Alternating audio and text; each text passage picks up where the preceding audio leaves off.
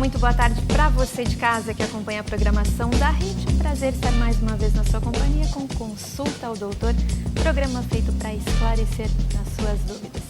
Hoje é dia de tema jurídico. Você sabe, de segunda a quarta a gente fala de saúde, quinta-feira é dia de tema jurídico. E o nosso telefone está sempre aberto à sua participação. 0 operadora 11 3337 5886 para você ligar, fazer a sua pergunta, participar aqui ao vivo com a gente. Nosso e-mail consulta@rittv.com.br para você mandar não só a sua dúvida, mas também a sua sugestão, a sua ideia. Porque você de casa pode nos ajudar a produzir o programa. Basta que você faça o seu pedido, conte pra gente qual o tema que você quer ver aqui no programa, que a gente procura um especialista e faça uma consulta dedicada a você para esclarecer as suas dúvidas. E você também pode nos acompanhar pelo Twitter, @consultadoutor. Você segue a gente lá e sempre conta o que está acontecendo aqui, fala um pouquinho sobre o tema do dia. E você também pode deixar o seu recado pra gente via Twitter, tá certo? E hoje a gente recebe o Dr. Marcos Soler, advogado, especialista em Direito Civil e Trabalhista e também teólogo. Boa tarde, doutor. Boa tarde. Prazer lhe receber aqui. Prazer é todo meu, obrigado pelo privilégio. A gente que agradece. E nosso convidado veio hoje para falar, olha só, com o livro aqui em mãos, A Igreja e o Direito Brasileiro. Que tema interessante. Estava dando uma olhada aqui no livro, doutor. E aí, o senhor fala na introdução, né, que o livro ele dá destaque para a importância dos ensinos bíblicos e da pessoa de Jesus na formação do direito. Explica melhor isso para a gente? Com certeza. Esse livro, ele trata a respeito do direito, especificamente, mas antes de tratarmos do direito, a gente tece algumas questões, como que o direito foi influenciado e por quem.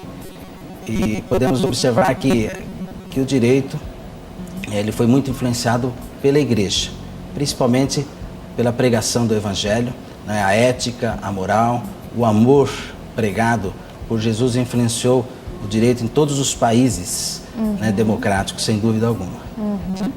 Bom, daqui a pouco eu vou querer saber mais o que a gente encontra da Bíblia, né, na nossa legislação, mas eu queria saber qual foi o objetivo do senhor ao escrever esse livro, porque é um tema interessantíssimo, mas não é algo que a gente vê ser discutido aí todo dia, né? Não é uma discussão muito comum. É verdade. Veja, o Brasil é um país estritamente cristão.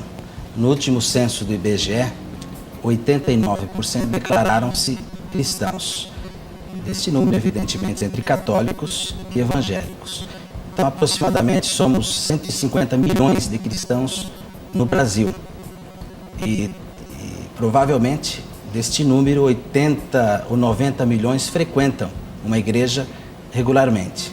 Veja, há uma lei que trata sobre os direitos do trabalho, a CLT, que rege milhões de trabalhadores no Brasil, correto? Há uma lei previdenciária também que trata da questão previdenciária daqueles que se aposentam, dos idosos no Brasil. Há uma lei também, o Código de Trânsito, que regula todos os motoristas, e são milhões dele. O Código Consumidor, da mesma forma, todos os brasileiros. Veja, o contingente de cristãos no Brasil, 90 milhões, que frequentam uma igreja. Será que há uma relação legal, uma relação jurídica desses membros, dessas pessoas que participam da igreja, com a igreja, da igreja com a sociedade, da igreja com o Estado? Então o livro ele reflete sobre essas questões. E nós, ao analisarmos todos os ramos do direito, todos eles, né, o direito civil, direito constitucional, direito penal, direito trabalhista, sempre há uma aplicação legal, né, ou uma aplicação jurisdicional, uma decisão jurídica, né, que trata sobre a igreja. Então é um tema extremamente abrangente. Agora, existe uma lei específica que trata da questão da igreja, a formação de uma igreja, porque a gente sabe algumas coisas específicas, assim, a igreja não paga impostos, igreja isso, igreja aquilo. Existe, então, uma lei que rege tudo isso. Sim. Ao analisarmos todos os diplomas, né, todos os ramos do direito, nós vamos ver que a maior incidência de referências em relação à igreja está no direito constitucional brasileiro. Na Carta Magna, a Constituição é a lei maior desse país, portanto, se o Estado, se o município ou mesmo o Congresso quiser fazer alguma lei, não pode contrariar a Carta Magna. Depois nós vamos falar até sobre algumas questões relacionadas a isso. Então veja, só na Constituição, lá há 4 pontos importantes que tratam sobre a questão da igreja. O primeiro deles é a questão da liberdade religiosa. Lá no artigo 5º, inciso 6º da Constituição Federal, fala que é inviolável a liberdade de consciência, de crença, sendo assegurados os locais de liturgia, os locais onde os cultos são realizados. Veja, isso é um marco, né, na história brasileira, porque a liberdade religiosa foi conquistada há mais ou menos 120 anos atrás. Então, provavelmente, nossos avós, nossos bisavós, eles não gostavam de liberdade religiosa. Quando nós temos 80, 90 milhões de pessoas frequentando igrejas, eles devem ser gratos àqueles que sofreram perseguições, até morreram ao fio da espada, justamente para conquistar esse artigo na Constituição Federal da liberdade religiosa. Veja, na Constituição também trata sobre a imunidade tributária do templo, né? O templo goza de imunidade. Na Constituição também trata sobre a questão da laicidade do Estado, quer dizer, o Estado ele é separado, né, da igreja, ele não pode interferir em assuntos da igreja. Está lá no artigo 19, inciso 1º, né, que o Estado ele não pode embaraçar, né, os trabalhos da igreja. E também na Constituição Federal está a questão do ensino religioso nas escolas. Então veja, a Constituição Federal é o diploma maior e trata com muita dignidade, com muita honra a questão da igreja. E a partir desses ensinamentos, desses artigos que a doutrina entende como cláusula pétrea, quer dizer, são cláusulas que não podem ser mudadas. Então, todas as outras leis têm que respeitar esses princípios que eu me referi agora para você em relação à Constituição Federal. Bom, então a lei não pode interferir no funcionamento da igreja, mas isso não quer dizer que a igreja não esteja sujeita à lei. A igreja tem com certeza deveres. Por exemplo, a liberdade religiosa não me dá o direito, né, de usurpar esse direito, porque não é um direito absoluto a liberdade religiosa. Veja, por exemplo, o direito à vida é muito mais importante que a liberdade religiosa. Até no livro nós tratamos diversos casos, diversos exemplos nós damos. Por exemplo, há uma denominação religiosa que ela não faz transfusão de sangue. O filho às vezes pode ficar doente, né, e necessitar da transfusão de sangue, eles não fazem porque eles interpretam o texto da Bíblia, né, sangue como alma. Então a doutrina deles não admite jamais a transfusão de sangue. Então veja, se o médico não tiver um outro procedimento, né, qual que prevalece mais? A liberdade religiosa, o direito de religião dele ou o direito à vida? Então há muitos casos judiciais, decisões, né, em que o médico ele fez a transfusão de sangue para conservar a vida daquela pessoa e a família entrou com um processo contra ele. Olha, e aí, como é que fica isso? Mas, evidentemente, que não prosperou essa ação de indenização contra o médico. Mas o mais aconselhável é que, quando surgem casos assim, o médico ele pode requerer uma liminar perante o juízo, né? Que questão de poucas horas, né? Ele tem uma ordem judicial autorizando ele fazer essa transfusão de sangue para preservar a vida daquela pessoa, independente, né, daquilo que a família crê em relação à transfusão de sangue. Está acima da liberdade religiosa. Bom, eu queria saber especificamente no caso do Brasil, se houve influência do Estado na igreja, enfim, influência da igreja no Estado, como é que isso aconteceu? Com certeza. Quando os portugueses vieram ao Brasil, eles, além de trazerem a espada, eles trouxeram a cruz. Um era símbolo do poder do Estado, o outro símbolo religioso. Então, quando eles levantaram a cruz ali, em Porto Seguro, especificamente em Coroa Vermelha, e rezaram a primeira missa ali, e junto com a espada, estava se implantando esses dois poderes, que iriam caminhar juntos durante 400 anos da história brasileira. Veja, quando os portugueses vieram, então a religião predominante era a religião católica. Então nos primeiros séculos, né, 1600, 1700 até o início de 1800, haviam dois tipos de ordenanças, as ordenanças manuelinas e as ordenanças filipinas, elas que regiam, né, o Estado. E nessas ordenanças previa crime aquele que professasse uma religião que não fosse a católica, e ainda com pena de morte. Só no Império que se permitiu o culto, mas dentro das casas. não se podia construir templos, né? Cristãos de outras denominações, outras religiões, por exemplo, não podiam ser sepultados em cemitérios públicos.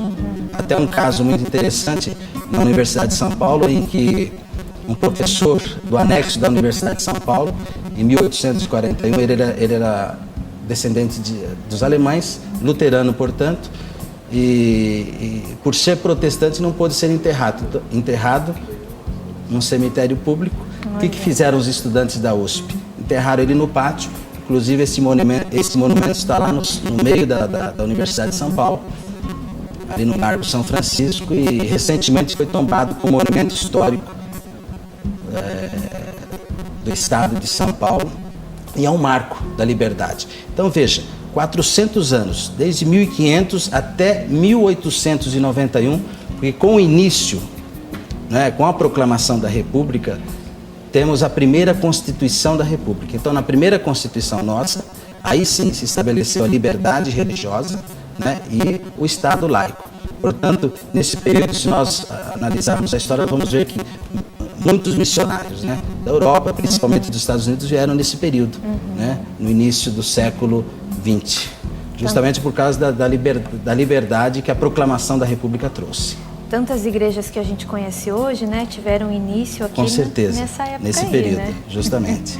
Bom, e privilégios? Teve alguma religião, teve privilégios em nesse relação período, a outras? Na história do Brasil, sem dúvida, né, ao longo desses 400 anos, a igreja oficial, né, era até decreto imperial, a igreja oficial era a igreja católica, era a única realmente que podia exercer a religiosidade para o povo, era a igreja católica, outra não podia. Como eu disse, somente na época do Império, né, de 1820, foi quando se podia apenas fazer cultos na casa, não se podia erguer templo, não se podia pregar em praças públicas, não podia se evangelizar, mas podia ter culto, né, dentro das casas.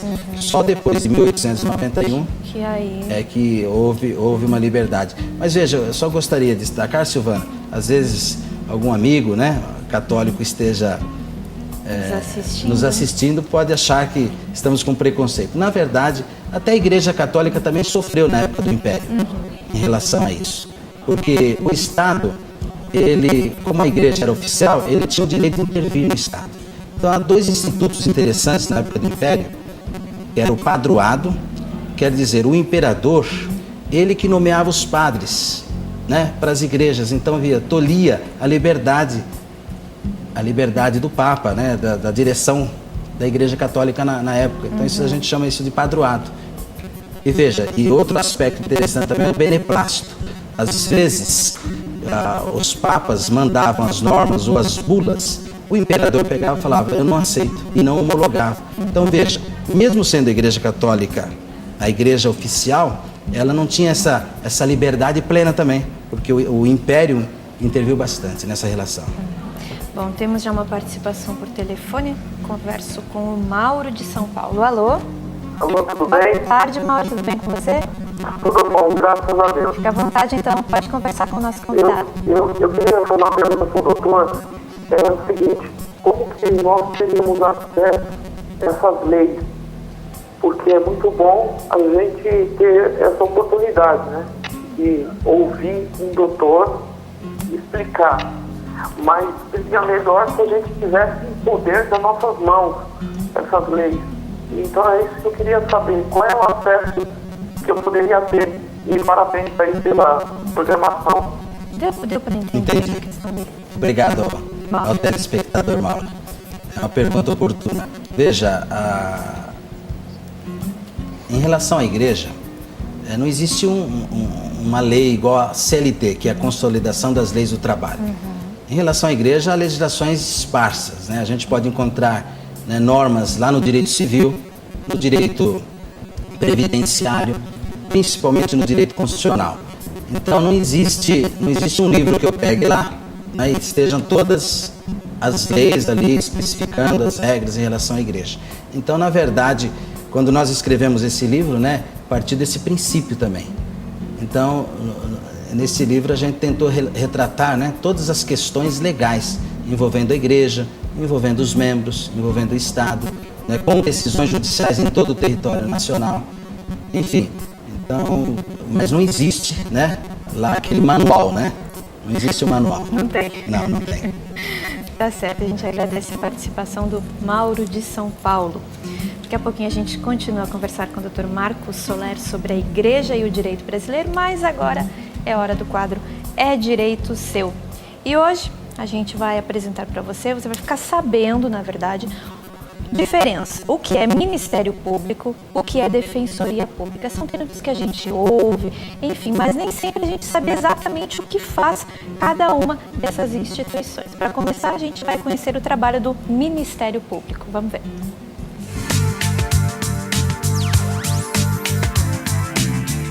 Hoje você vai saber qual é a função do Ministério Público. O doutor Alexandre Moraes nos conta um pouco mais sobre o trabalho da instituição. O Ministério Público é uma instituição que é, por excelência, a instituição de defesa da sociedade. O Ministério Público é formado por membros de primeira e de segunda instância, em nível estadual ou em nível federal. Em primeira instância, a gente chama os membros da carreira de promotores de justiça, em nível estadual, em nível federal, de procuradores da República. Em segunda instância, de procuradores de justiça, e lá no Ministério Público Federal também tem o nome de procurador da República e, por vezes, subprocurador da República. Qual a diferença do Ministério Público Federal para o estadual? A rigor não é bem uma questão de diferença, né? Os dois são ministérios públicos e, pela própria Constituição Federal, é como se fosse um só. Mas a Constituição ela separou para uma questão espacial e de atribuições o que cada um faz. Tá? Então, essencialmente, quando os interesses que estiverem sendo discutidos, protegidos, tutelados, são interesses ligados à União, às autarquias ou pessoas de direito público ligadas à União Federal, autarquias, empresas públicas, etc., vai atuar o Ministério Público Federal. Se há um servidor público federal envolvido, vai atuar o Ministério Público Federal. Todas as demais causas que não digam respeito a isso são tuteladas, protegidas e combatidas pelo Ministério Público dos Estados. Nós estamos em época de eleição, né? O que é o Ministério Público Eleitoral?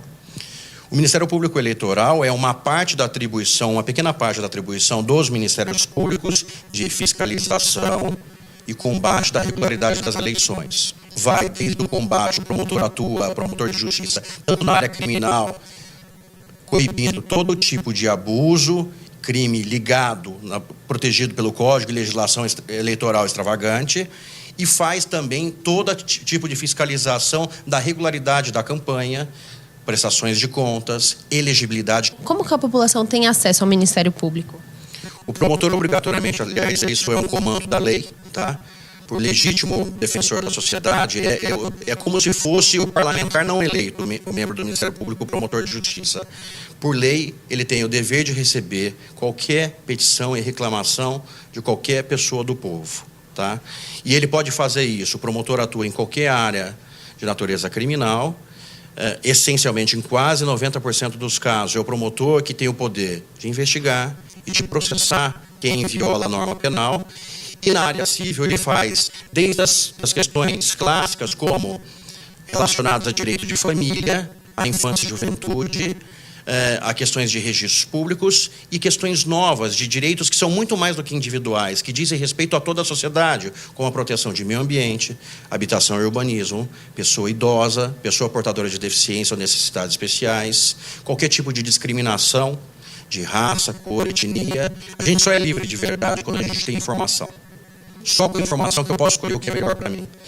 Então, eu acho que, em primeiro lugar, é preciso, para encurtar os caminhos, que a população ou a pessoa interessada saiba exatamente qual é a natureza do seu problema. Sabendo isso, perguntar no Ministério Público qual é o promotor que cuida disso. Segundo lugar, eu sei que tem mais de um promotor que cuida dessa área. Pois bem, em que área eu moro? Qual é o promotor que atende essa área? Para que eu consiga encurtar a burocracia e já ir direto ao membro do Ministério Público que pode resolver o meu problema. Feita através de uma representação, uma cartinha ao promotor, ou feita verbalmente, reduzida a termo, de tempos em tempos, o promotor tem a obrigação de prestar contas do que está sendo feito. Mas é interessante também que o promotor, que a pessoa vá de tempos em tempos exercer a cidadania plena, saber o que foi, para onde foi endereçado, para onde foi encaminhado, isso se tornou uma ação, é um inquérito civil. O promotor requisitou o inquérito policial à delegacia de polícia, tem uma investigação tramitando.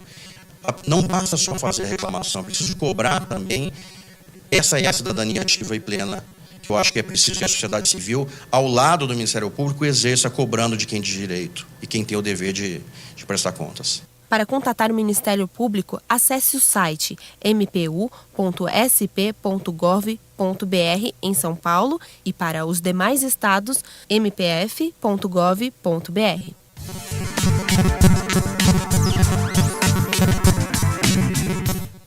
Tá certo, e daqui a pouquinho você vai saber o que faz a Defensoria Pública, mas é depois do nosso intervalo. A gente faz um intervalinho rapidinho agora, 2 minutinhos, e já a gente tá de volta para falar sobre Defensoria Pública e tem a continuação do nosso bate-papo sobre a Igreja e o direito brasileiro. Até já!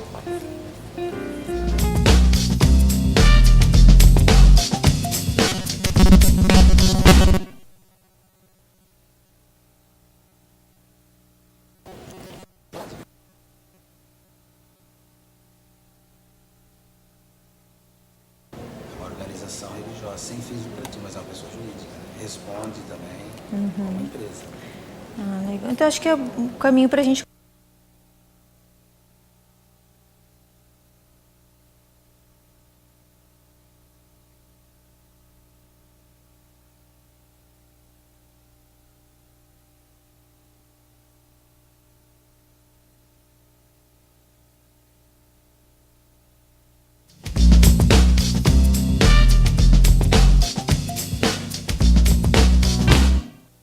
Estamos de volta com o Consulta ao Doutor e o nosso tema hoje, a Igreja e o Direito Brasileiro. Já eu volto a conversar com o Dr. Marcos Soler, que é o nosso convidado de hoje. Lembrando que o nosso telefone continua aberto à sua participação. 0 operadora 11 3337 5886.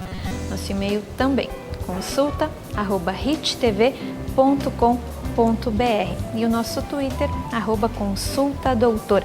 Lembrando que a gente sempre espera a sua sugestão, a sua ideia, para que a gente possa fazer aqui o que você de casa quer ver. Então, sempre fale para a gente qual é o tema, o que você quer saber mais, que a gente procura um especialista e faz aí sempre o Consulta, sempre dedicado a você de casa que nos acompanha todas as tardes. E agora a gente vai continuar aí. A gente estava falando sobre... vamos falar do abraço? Vamos falar do abraço, doutora. A gente recebeu a ligação, né? Do Leandro dos Santos, que está assistindo a gente. Parabenizou aqui pelo programa. Parabenizou o senhor, enfim, pelo assunto, a maneira como o senhor está explanando o assunto. E a gente mandou um abraço para ele, né? Que está assistindo tão carinhosamente. Muito obrigada. Bom, feito isso, vamos voltar para... o nosso É Direito Seu, quadro em que a gente aborda aqui diversas questões para ajudar você de casa a entender um pouquinho melhor a nossa legislação, enfim, tudo isso. E a gente já falou anteriormente sobre o Ministério Público. A Bruna Crema, nossa repórter, foi lá, conversou com um profissional, já explicou tudinho sobre o trabalho do Ministério Público. E agora a gente vai saber o que é a Defensoria Pública. Porque pelo fato de serem termos aí parecidos, muita gente acaba confundindo, muita gente acaba não sabendo exatamente o que é cada uma dessas instituições. Agora a gente vai conhecer então a Defensoria Pública. Vamos lá.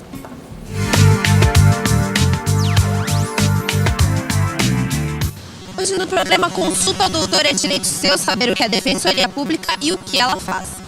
A Defensoria Pública é uma instituição que presta serviço à população que não tem direito a pagar um advogado. A Defensoria em cada estado tem uma regulamentação própria. Em regra, no Brasil inteiro, a Defensoria Pública trabalha com um valor de referência, que seria uma renda mensal familiar de 3 salários mínimos.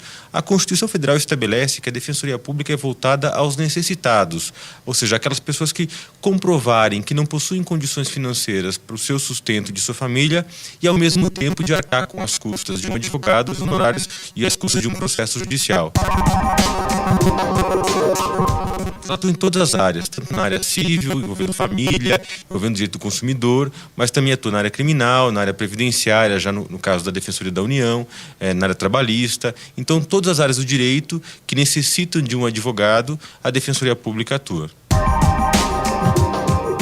cada cidade onde a Defensoria Pública está instalada, o que eu sugiro é que a pessoa procure o fórum local e pergunte aonde é a Defensoria Pública mais próxima. Então, inicialmente, há duas formas de atuação da Defensoria Pública. Quando a pessoa é demandada, ou seja, quando ela responde a uma ação judicial, ela, tanto na área civil quanto na área criminal, ou seja, quando ela é ré numa ação judicial, ela tem que procurar a Defensoria Pública rapidamente para poder se defender naquela ação. Então, aí basta procurar a Defensoria Pública mais próxima do fórum do qual veio aquela intimação, aquela citação. Já quando a pessoa quer mover uma ação judicial, ela tem que ir à Defensoria Pública e primeiro se informar dos documentos necessários para aquela ação. Então, é feita uma triagem inicial, verifica-se se ela enquadra na condição de pessoa necessitada, ou seja, se ela está nessa faixa salarial que nós mencionamos, e a partir daí ela tem que trazer à Defensoria os documentos necessários para instruir a sua ação judicial. Pode ser que ela tenha que comparecer mais de uma vez até organizar toda a documentação apta à ação judicial. Em um caso trabalhista também? Também é a mesma coisa. Na verdade, no caso trabalhista, a pessoa hoje há um sistema vinculado ao Justiça do Trabalho em que a pessoa pode promover ações trabalhistas, reclamações trabalhistas, mesmo sem um advogado. Então, basta que ela procure o fórum trabalhista mais próximo e ela pode ali se informar do que é necessário para essa ação. O site da Defensoria Pública é dpu.gov.br.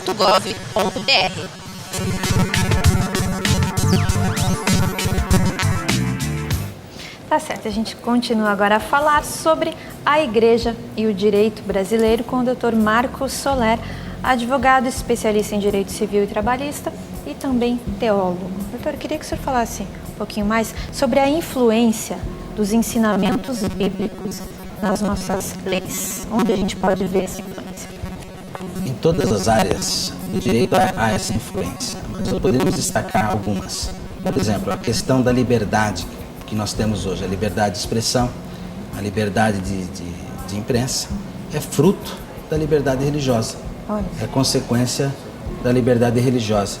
Veja, no início da igreja cristã, quando Jesus colocou a igreja no mundo, se desencadeou uma grande perseguição, a princípio com Nero, acusando os cristãos de ter incendiado Roma, acusou os cristãos de beber sangue de criança, porque os cristãos naquele momento sendo perseguidos, eles se refugiavam em cavernas, em catacumbas, e ali eles tomavam a ceia. Então foi um bom motivo para Nero culpar os cristãos. Então a perseguição desencadeada no ano 60 durou aproximadamente 3 séculos.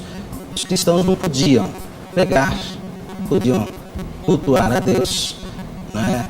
E em razão disso, muitos morreram ao fio da espada, né? Nas arenas romanas, muitos se refugiaram no deserto. Enfim, essa perseguição, qual que era o motivo? Pelo simples fato que eles queriam expressar, né, a sua religiosidade, queriam expressar um culto a Deus, e era impedido. E veja, se hoje temos liberdade, né, de expressão, podemos falar, justamente porque cristãos no passado morreram, né, ao fio da espada, sofreram, para que hoje nós temos essa liberdade, inclusive aqui, né, nesse momento. Bom, queria falar um pouquinho mais de questões pontuais, assim, que eu acho que são do interesse, né, de todo cristão, pessoa que frequenta a igreja e que se depara com muitos acontecimentos. Para a gente entrar mais especificamente nessa questão, eu queria que o senhor começasse falando sobre a natureza jurídica da igreja. Então, a igreja, a natureza dela é de organização, uma organização religiosa. Ela é igual uma empresa, né? Ela tem CNPJ, né? Só que ela não tem fins lucrativos. E a natureza dela, de fato, né, difere de uma empresa em razão disso, porque há diplomas, né, há aspectos legais que não se aplica, né, à empresa e se aplica à igreja.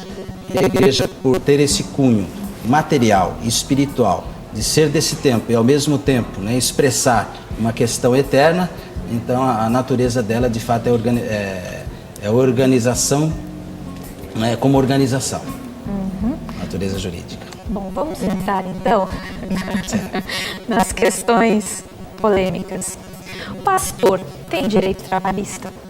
pastor, o exercício dele é estritamente um vínculo espiritual. Portanto, ele não tem direito trabalhista, ele não tem direito a registro na carteira, 13º, férias, né? Porque a natureza do trabalho dele, ela não é uma natureza legal, ela não está previsto, né, o tipo de trabalho dele lá no diploma da CLT, especificamente nos artigos 2º e 3º, que diz, né, que para ser empregado tem que ter o trabalho habitual subordinado, né, mediante remuneração. Veja, ainda que o pastor ele tenha remuneração, a quem ele é subordinado, já que a atividade dele, né, é espiritual. Agora, essa pergunta é bem oportuna, Silvana, porque o pastor, de fato, ele não tem vínculo empregatício com a igreja, e os tribunais já sacramentaram decisões a respeito. Mas podemos pensar também na questão do ministro de música, podemos pensar na questão do missionário, mesmo do padre, né, da freira e de outras pessoas que exercem atividades, né, espirituais da igreja. Essas pessoas também não têm direito ao vínculo empregatício. Mesmo Talvez, que elas recebam um salário. mesmo que recebam mês. e que é mais do que justo, não é? Porque exercem uma atividade. Agora, é muito interessante porque na igreja também há o trabalho voluntário, né, de pessoas que não exercem diretamente esse trabalho espiritual, mas exercem um trabalho, por exemplo, de segurança, uma reforma na igreja. E às vezes esse trabalho voluntário na igreja, há uma linha muito tênue que divide o vínculo de emprego com o voluntariado. Então, um conselho para as igrejas, né, que use um termo de voluntariado, né, e saibam escolher as pessoas certas para exercer esse trabalho voluntariado, porque pode acontecer, né, de haver o vínculo empregatício com essas pessoas. Esses que não têm atividade espiritual, Justamente. eles podem. Bom, mas a gente sabe que tem muito pastor por aí processando a igreja, né? Eles não estão conseguindo nada, então. Com certeza. As decisões são unânimes, né, porque é uma relação espiritual, né, ultra circunstancial, sobrenatural, né, do pastor em relação à igreja. Não existe subordinação, que é o elemento básico, né, de um vínculo empregatício. Então, como não existe esse elemento, é impossível, né, reconhecer o vínculo empregatício de um líder religioso nessas condições. Bom, vamos entrar numa questão bem polêmica também. Homossexualidade, como é que fica? Chega um casal homossexual e pede que o pastor realize a cerimônia de união, que abençoe o casal. E aí? Correto. Veja, a igreja ela se baseia em princípios que estão estampados na Constituição Federal, né? Ali, principalmente a questão da liberdade religiosa e do Estado laico. Veja, se um casal homossexual quer que um pastor faça, esse pastor não vai ser de uma igreja que conhecemos, deverá ser uma igreja de homossexuais, né? Porque na igreja ele de fato não vai fazer esse casamento, não vai ser punido por não fazer. E se esse casal resolver entrar na justiça para exigir que esse pastor faça, como sendo um direito dele, né, não vai ocorrer. Primeiro, porque não existe casamento, né, de gay, né, de homossexuais. E em segundo, essa questão do homossexualismo na igreja é uma questão bem patente, bem livre, né? A igreja ela não vai ser processada por negar, né, às vezes um vínculo de trabalho ou por negar uma relação de membro desse homossexual com a igreja. Porque os princípios que norteiam a igreja são princípios que estão estampados ali, né, no estatuto da igreja, né, nas doutrinas da igreja. Veja, então, o homossexual ele sabe. Então ele não é obrigado a participar da igreja como organização religiosa, né? Mesmo que ele requeira judicialmente, ele não vai conseguir. Bom, mas eu acho que existe assim um sensacionalismo em cima desse tema e grandes discussões e tal.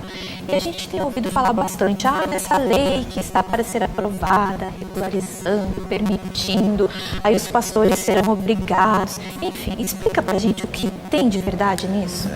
A verdade é o seguinte, existe uma lei hoje, de 1989, é a lei do preconceito e da discriminação, a lei 7.716. Existe um projeto que tramita no Congresso, e ele já passou pela Câmara dos Deputados, agora está no Senado, que é a PL 122/2006, da bancada do PT. Esta PL, ela quer criminalizar a questão da homofobia. Isso quer dizer, lá no texto que eles colocaram lá, induzir, né, induzir ou usar alguns meios, né, de falar do homossexualismo, é tido como crime.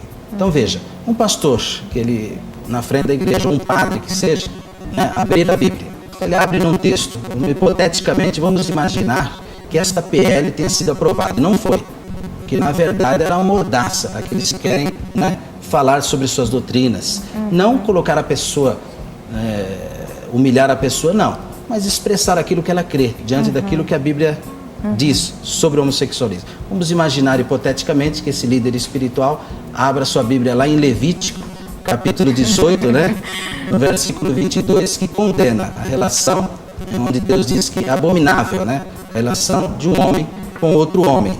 É interessante que entre esse versículo, o anterior diz que também é abominável aos olhos de Deus alguém que dá uma criança para, né, em sacrifício para um ídolo. Talvez para os nossos dias isso é absurdo, mas naqueles tempos bíblicos existia para Maloque, né? Embora nos nossos dias ocorreu também de boatos a respeito disso. E no versículo seguinte diz que é abominável o homem tem relação sexual com o animal. Veja, entre esses dois versículos também é abominável a questão do homem com o homem. Veja um líder falando sobre esse texto bíblico. Ele seria punido judicialmente por discriminar ou por induzir o preconceito em relação ao homossexual? Na minha opinião, não. Pelo seguinte, esse líder ele se apoia na doutrina bíblica, é uma doutrina da igreja, né, da organização religiosa, e o Estado ele não pode interferir nessa relação. Lá no artigo 19, inciso 1, que já citei, né, que fala sobre a separação entre o Estado e a igreja, o Estado ele não pode embaraçar o culto. E muito mais do que isso, lá no artigo 5º, inciso 6 da Constituição Federal, diz que é livre, né, a expressão, a liberdade de crença, né, a liberdade de consciência, a liberdade de culto. Portanto, diante desses diplomas, o homossexual, né, ele não tem direito a uma indenização ou penalizar criminalmente a igreja. Estamos falando hipoteticamente, ainda que essa PL passe pelo Senado. Nosso tempo está acabando, doutor. Olha como passou rápido. Está convidado para voltar para a gente continuar essa discussão. A gente tem 2 minutinhos e eu queria falar de uma outra questão polêmica muito rapidamente. Certo. A questão financeira. A pessoa deu uma oferta, um dízimo, enfim, entregou um dinheiro para a igreja, mas depois ela se sentiu lesada, ela se arrependeu. Ela pode entrar na justiça para reaver o dinheiro? Não, entrar na justiça ela até pode, mas reaver o dinheiro vai ser muito difícil. Primeiro porque há um estatuto no direito civil que chama de doação. Então ele doou. E qual o fim a que ele doou? Ele doou esse dinheiro para a igreja, né? Para a igreja entidade espiritual, né? Ainda que seja uma organização religiosa.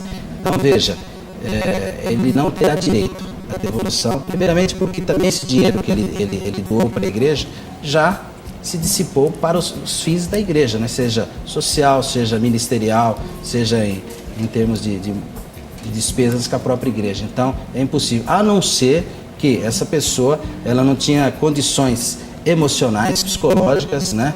E se prove isso. Comprovar que ela não sabia o que estava fazendo. Justamente, se foi induzida a erro, né?